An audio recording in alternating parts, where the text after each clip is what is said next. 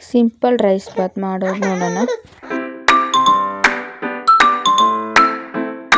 ಇಲ್ಲಿ 2 ಟೊಮೊಟೊ ತೊಗೊಂಡಿದ್ದೀನಿ, ಹಾಗೂ ಅರ್ಧ ಕ್ಯಾಪ್ಸಿಕಮ್ಮು, ಹಾಗೂ 1 ಈರುಳ್ಳಿ ತೊಗೊಂಡಿದ್ದೀನಿ, 3 ಹಸಿಮೆಣ್ಸಿನ್ಕಾಯಿ. ಇದು ಇಬ್ಬರಿಗಾಗುವಷ್ಟು ಮಾಡ್ಕೊತಾ ಇದ್ದೀನಿ ಅಷ್ಟೇ ನಾನು. ಹಾಗೂ ಪುದೀನ, ಕೊತ್ತಂಬರಿ. ಇಲ್ಲಿ ಪಲಾವ್ ಸ್ಪೈಸಸ್ ಎಲ್ಲ ಹಾಕ್ಕೊಳ್ಳಿ. ನಾನಿಲ್ಲಿ ಸೋಂಪು, ಏಲಕ್ಕಿ ಹಾಗೂ ಲವಂಗ ಹಾಕ್ಕೊಂಡಿದ್ದೀನಿ, ಪಲಾವ್ ಎಲೆ. ಇಷ್ಟು ಸ್ವಲ್ಪ ಎಣ್ಣೆಲಿ ಡ್ರೈ ಆದಮೇಲೆ ಹಸಿಮೆಣ್ಸಿನ್ಕಾಯಿ ಹಾಕೋತಾ ಇದ್ದೀನಿ, ಕ್ಯಾಪ್ಸಿಕಮ್ ಹಚ್ಚಿಟ್ಕೊಂಡಿದ್ದೆ ಕ್ಯಾಪ್ಸಿಕಮ್ ಹಾಕೋತಾ ಇದ್ದೀನಿ. ಆನಂತರ ಟೊಮೊಟೊ ಹಾಕ್ಕೊಳ್ಳಿ. ಟೊಮೊಟೊ ಹಾಕಾದ ನಂತರ ಸ್ವಲ್ಪ ಸಾಲ್ಟ್ ಹಾಕ್ಕೊಳ್ಳಿ. ಸಾಲ್ಟ್ ಹಾಕಿದ್ರೆ ನೀರು ಬಿಟ್ಕೊಳ್ಳುತ್ತೆ.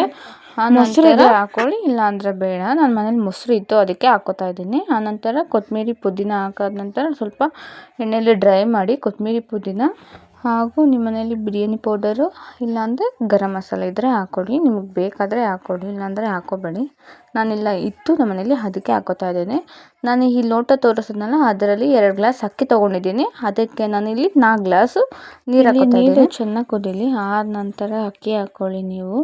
ನಾನಿಲ್ಲಿ ಅಕ್ಕಿ ನೆನೆಸಿರಲಿಲ್ಲ, ಅಕ್ಕಿ ಹಂಗೆ ಹಾಕೋತಾ ಇದ್ದೀನಿ. ಅಕ್ಕಿ ತೊಳೆದು ಆನಂತರ ಚೆನ್ನಾಗಿ ಕುದಿ ಬಂದಾದ ನಂತರ 2 ವಿಸಿಲ್ ಕುಕ್ಕರ್ಲಿ ಕ್ಲೋಸ್ ಮಾಡಿ 2 ವಿಸಿಲ್ ಸಾಕು.